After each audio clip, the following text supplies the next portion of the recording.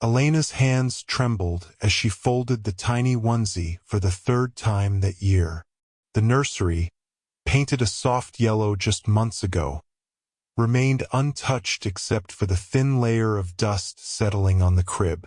3 miscarriages in 4 years of marriage had left more than physical scars.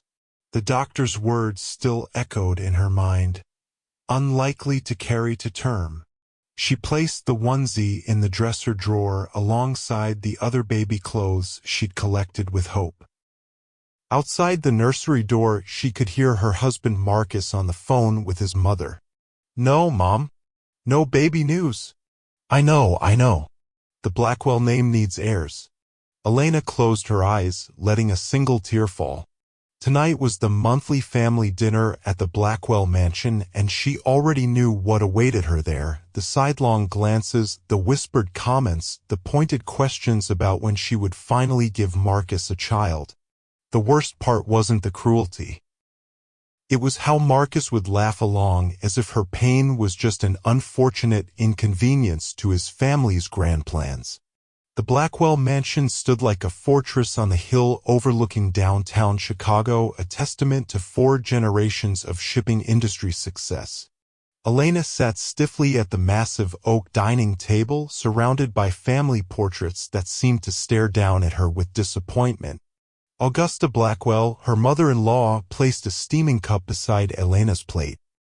"Special tea, dear, from my herbalist, for women with difficulties." The table fell silent. Elena's cheeks burned as she felt every eye on her. Marcus's brother Thomas snickered behind his wine glass. "Mother, Elena doesn't need your weeds. Maybe what she needs is a different approach." His wife giggled, patting her own visibly pregnant belly. Elena looked to Marcus, silently pleading for defense, but he simply shrugged with an apologetic smile. "Mom means well, Elena.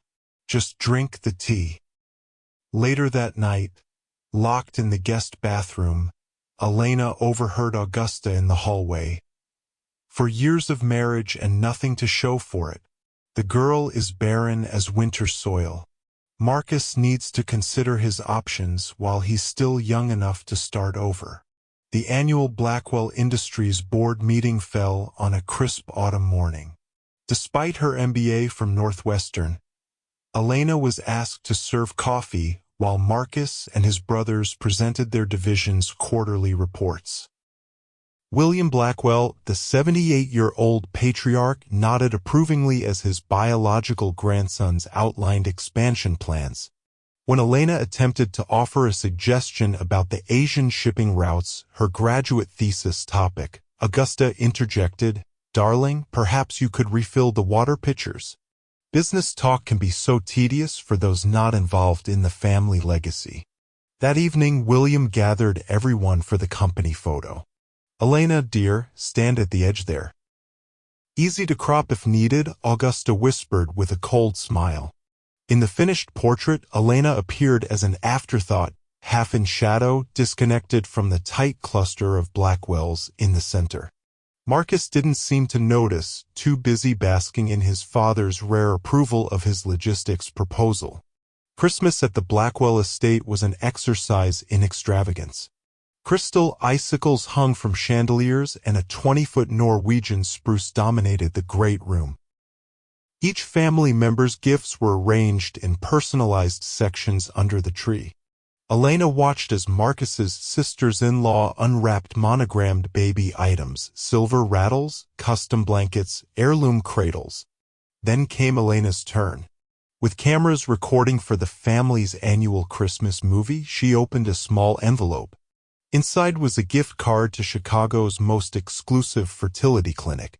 "So you can give us all what we really want next Christmas," Augusta announced to appreciative laughter. The room spun as Elena struggled to maintain her composure. She excused herself, rushing to the powder room where, strategically placed on the counter, lay her sister-in-law Jennifer's ultrasound photos with baby Blackwell number 7, scrawled across the top.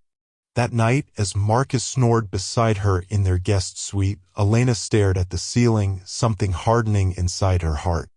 The breaking point came during the Blackwell Foundation's annual gala.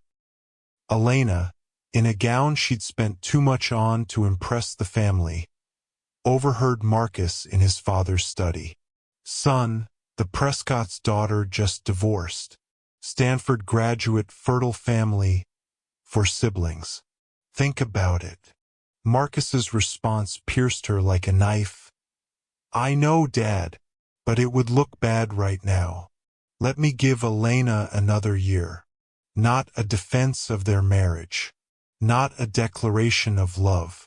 Time limit." Later, during the gala, Jennifer thrust her fussy baby into Elena's arms to take a phone call.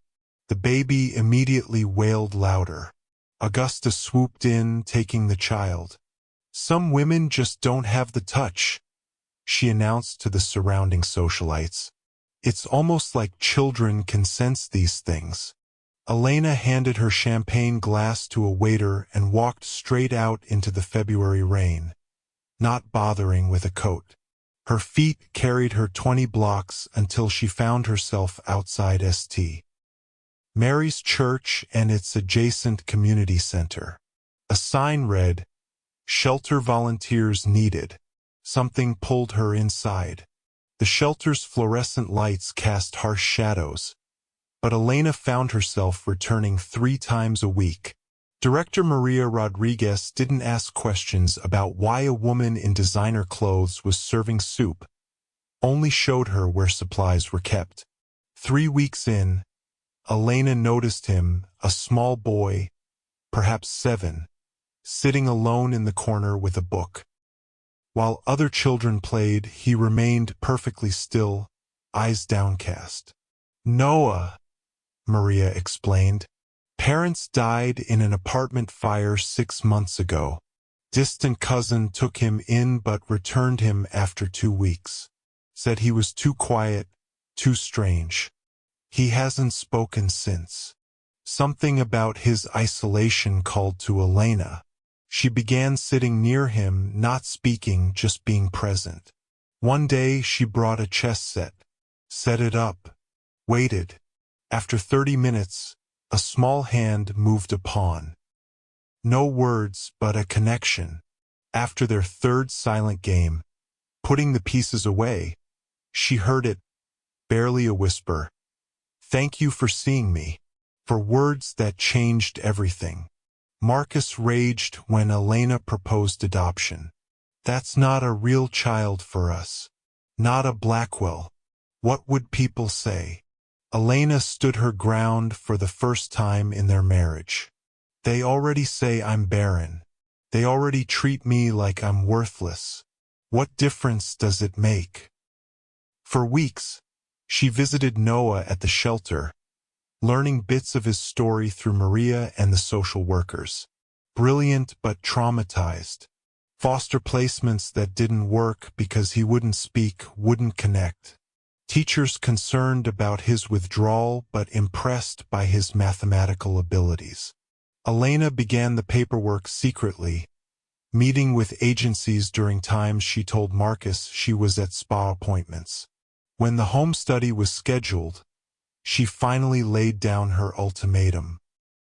Either they adopt Noah or she leaves.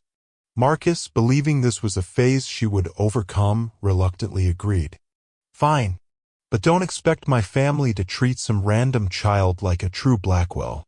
And don't come crying to me when you realize raising someone else's problem kid isn't the same as having your own." The day Elena brought Noah home, Augusta organized an emergency family meeting without Elena present.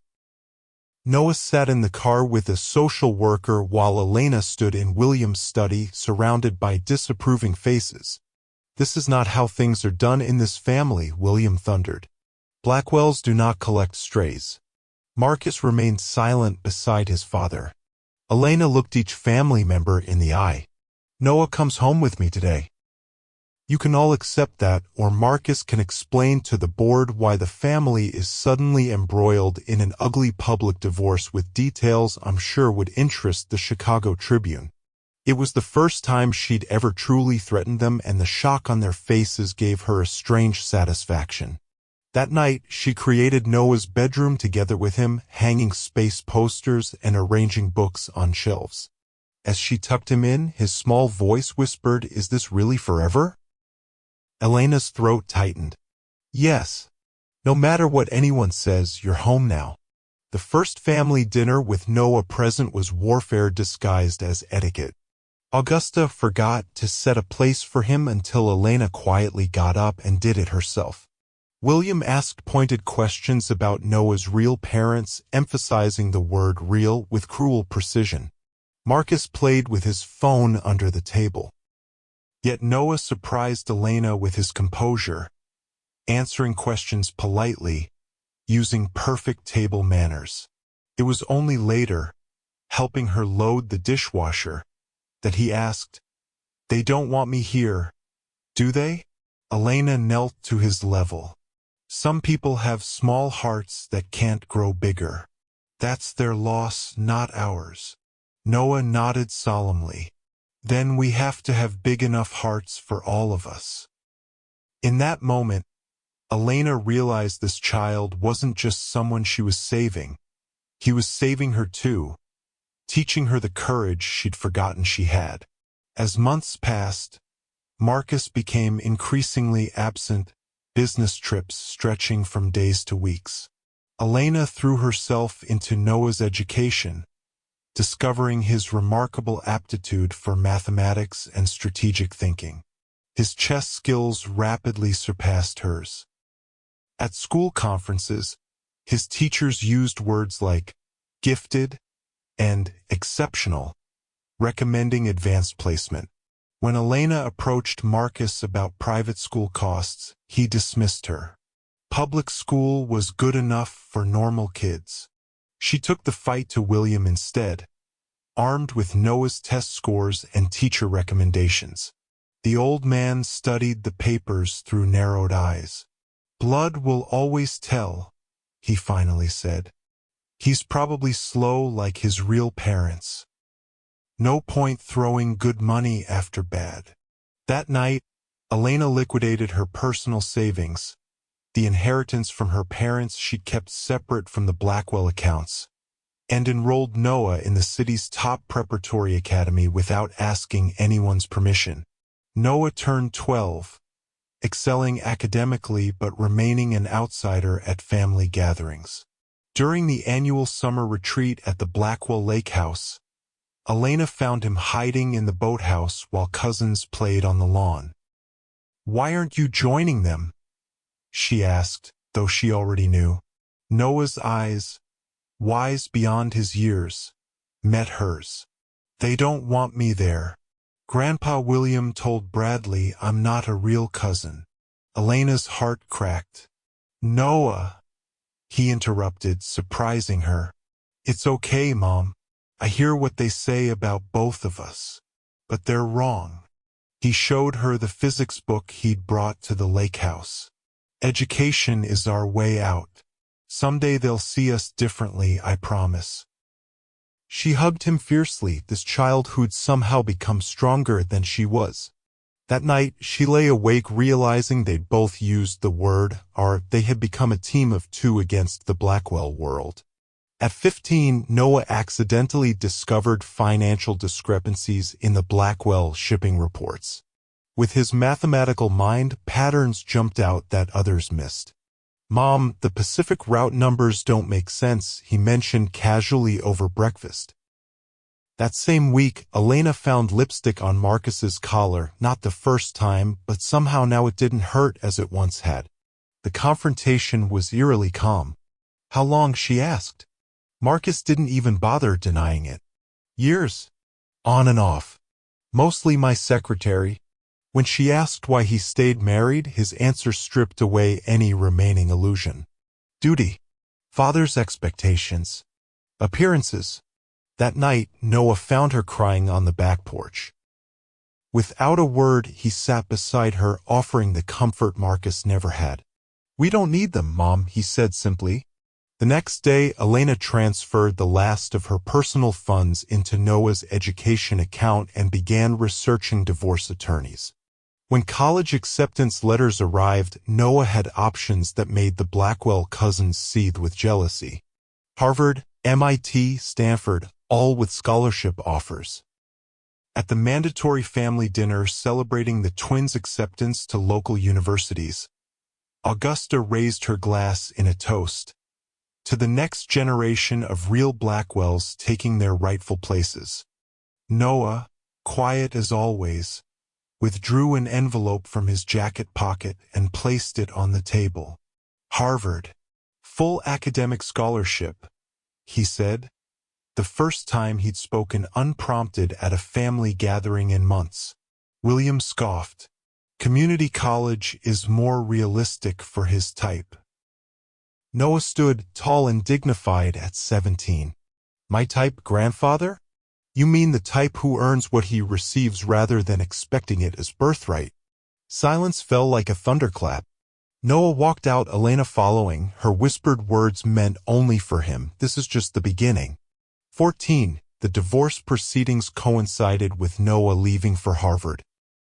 Marcus offered a settlement that his lawyer presented as generous.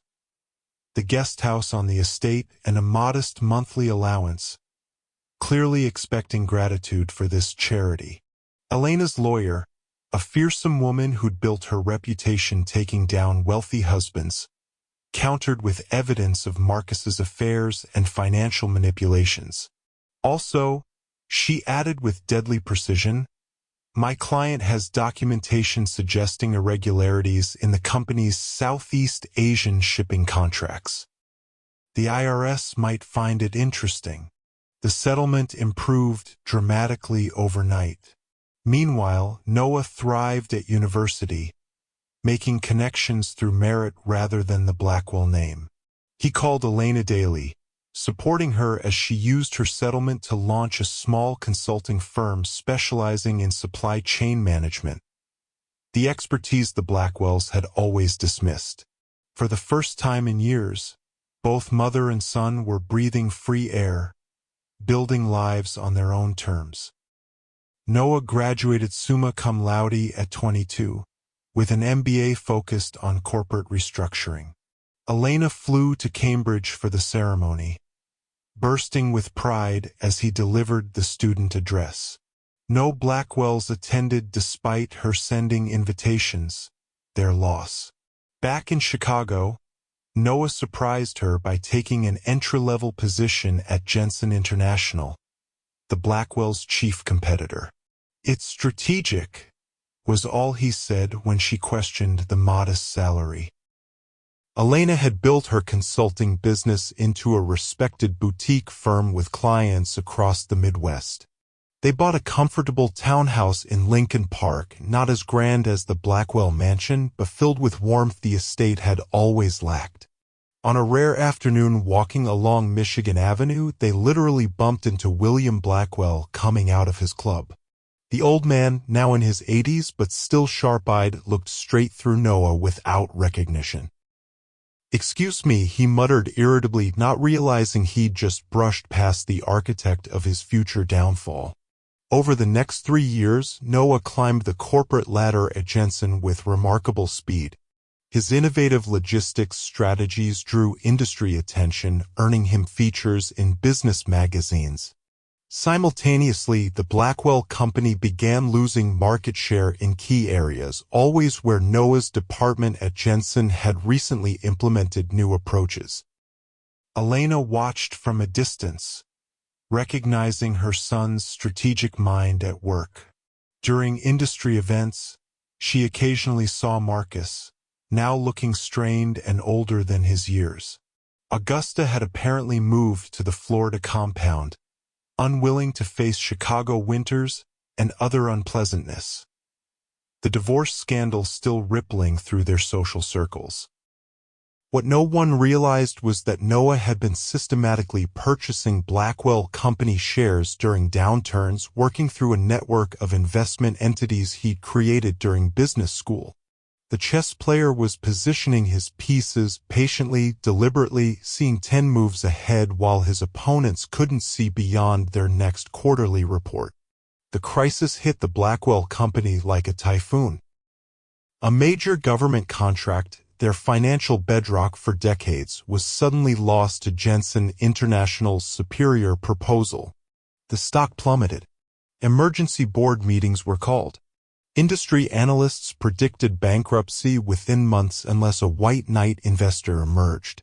Elena heard the news from former colleagues who joined her consulting firm after being downsized by Marcus in desperate cost-cutting measures.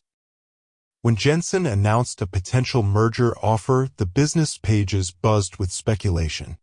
Marcus, now serving as CEO after his father's semi-retirement, appeared on financial news channels projecting confidence while his eyes told a different story. The Blackwell board, still family-controlled but now answering to anxious shareholders, had no choice but to consider Jensen's lifeline. The merger terms were stringent but presented as the only viable option. Marcus signed without reading the fine print, a fatal mistake his Harvard-educated adoptive son would never have made. The day Noah walked into Blackwell headquarters as the new controlling executive sent shockwaves through Chicago's business community. The merger's structure, only now fully understood, had effectively made him the decision-maker for both companies' future. The board meeting that morning became legendary in corporate circles. Augusta, flown in from Florida for the emergency session, actually fainted when Noah entered the room. Marcus stood speechless, color draining from his face as recognition dawned. How, this is impossible. Noah straightened his tie, Harvard crimson, and placed his briefcase on the table. Nothing's impossible with proper planning and execution. Something this company has lacked for some time. William, now wheelchair-bound but still mentally fierce, squinted through rheumy eyes. You're Elena's. The boy she took in. Noah's smile never reached his eyes. Noah Blackwell, legally. Though you all made it abundantly clear that was just a technicality. Shall we begin the restructuring discussions? We have a lot of ground to cover. The restructuring was surgical in its precision. Noah methodically evaluated each division, each role, each family member's actual contribution to the company. Decades of nepotism were exposed through objective performance metrics. Cousins who'd coasted on the family name found themselves reporting to qualified professionals hired from outside. William's corner office was reassigned to the head of innovation, a brilliant woman previously overlooked for promotion. The patriarch himself was moved to a small space near the supply room to better observe everyday operations. Augusta's cherished company foundation, long her social power base, was completely reorganized with Elena's consulting firm handling the transition. Marcus, who'd begged for a senior position, was offered an entry-level management role instead. You'll need to prove your worth just like anyone else. Some family members adapted, humbled by the reversal. Others resigned in outrage, only to discover their resumes weren't as impressive without the Blackwell name behind them. Elena never directly involved herself in Noah's professional decisions, but watching from the sidelines, she recognized each move as part of the chess game he'd been playing since that first day they'd set up the board at the shelter. 5 years later, the merged company, now simply called Noah International, had doubled in value. The corporate headquarters featured a prominent wall in the lobby with a simple motto, Merit Create. Legacy. Noah's leadership style became a case study at business schools, including his Harvard alma mater. Family-friendly policies set industry standards, including generous adoption support and the company's partnership with orphanages worldwide. The annual gala, once Augusta's socialite showcase, was transformed into a meaningful fundraiser for education initiatives for underserved communities. Elena now headed the foundation, her business expertise finally recognized and valued. Some former Blackwells had earned their way back into the company through genuine effort and talent. Others remained on the periphery, bitter witnesses to what they'd lost through their own arrogance. At tonight's gala, Noah stood at the podium, commanding the respect of the business elite who once dismissed him. Success isn't measured by your name, he told the assembled crowd, but by how you lift others up. His eyes found Elena in the front row. Let me introduce you to the woman who taught me that, who saw value where others saw nothing. My mother. As applause filled the room, Elena felt the completion of a circle.